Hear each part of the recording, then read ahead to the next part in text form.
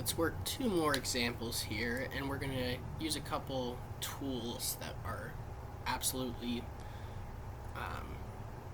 very useful in how to think about these, how to visualize what's going on, especially the Venn diagram. Almost every time somebody asks me a question, if I'm going to start helping you through it, the first thing I'm going to do is draw up a Venn diagram.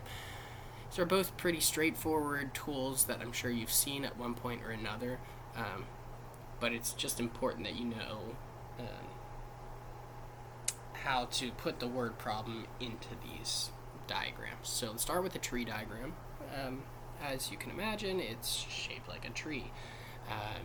You're basically going to outline all the possible outcomes, and each outcome gets its own branch. So let's look at this example. An urn has 3 red marbles and 8 blue marbles in it. You're going to draw 2 marbles, one at a time, and this time without replacement. Alright, that's key. We're going to think about without replacement, which, like I said, always want to look for those words. It will completely change your answer if you do it with replacement. Now, following this, we have a tree diagram. So let's think about this. There's 11 total marbles, and you can have a blue with probability 8 over 11, or you can have a red with probability 3 over 11. Now, sometimes the way that I draw these, I would actually put the probability, the odds here, up here. Makes it a little clearer that this is not the end result.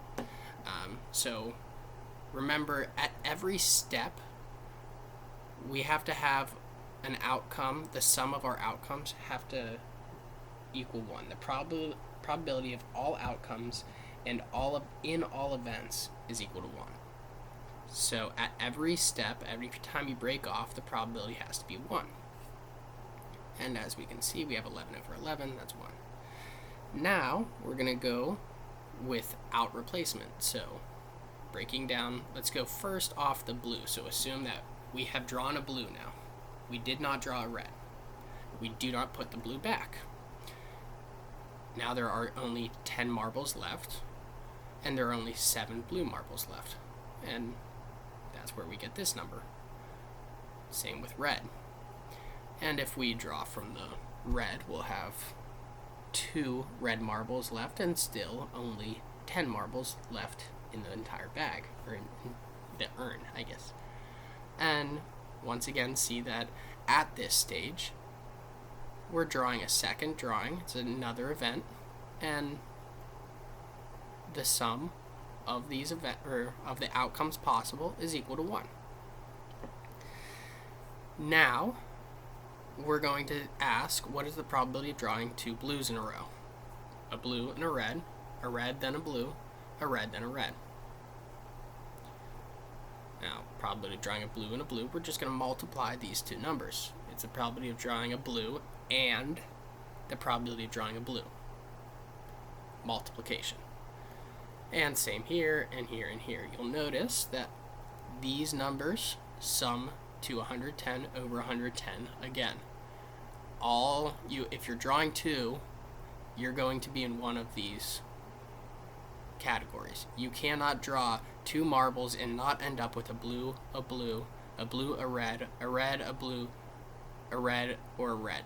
You will end up in one of those categories, drawing 2 marbles with probability 1.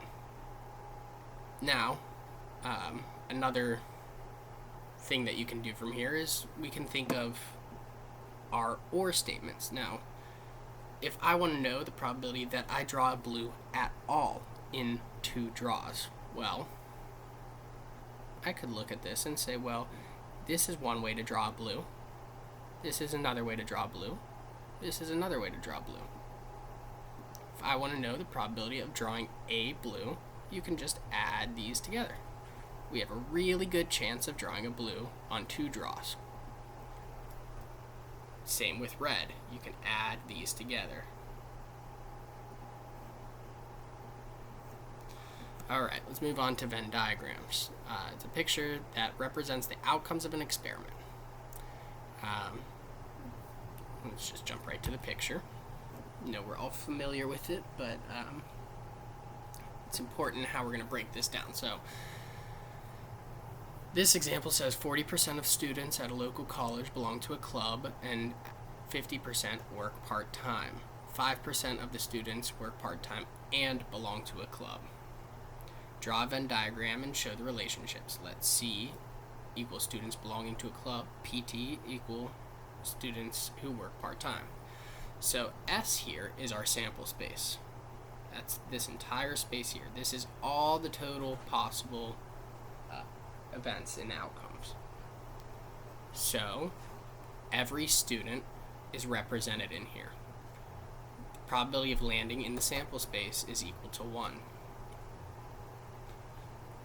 Now we want to know the probability. If we're asking probability that somebody works part-time, well, we know the area of this circle here, ignore the C, this circle is 50%.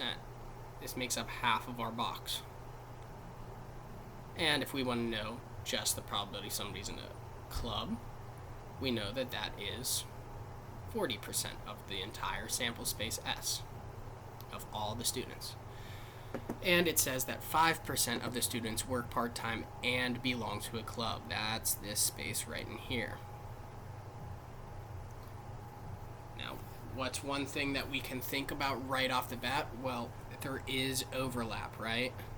You can be in a club and be part-time.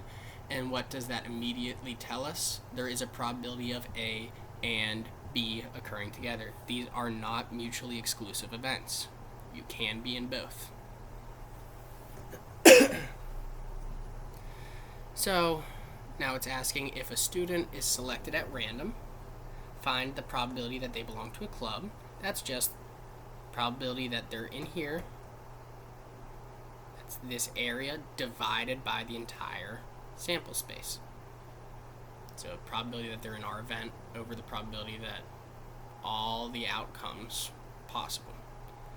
We already did that for part-time, and we already did that for this. You're just taking it and dividing it over the space. Now we want to know the probability that the student belongs to a club given that the student works part-time. Well, we've already looked at this formula, and like I said, it's just finding the pieces, plugging it into the formula. So I encourage you to look back a couple videos and a couple slides, and that formula's in there, and you need to be familiar with it. Similarly, the probability that the student works to, and this one here, probability that the student belongs to a club or works part-time. Now, this is the formula where we're going to have probability of A or B is equal to the probability of A plus the probability of B minus probability of A and B.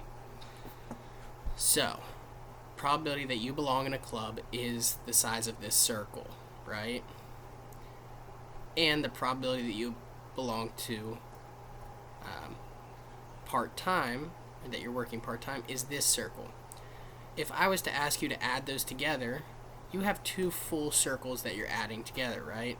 So think of it first, ignore this. I'm asking you for the probability of part-time.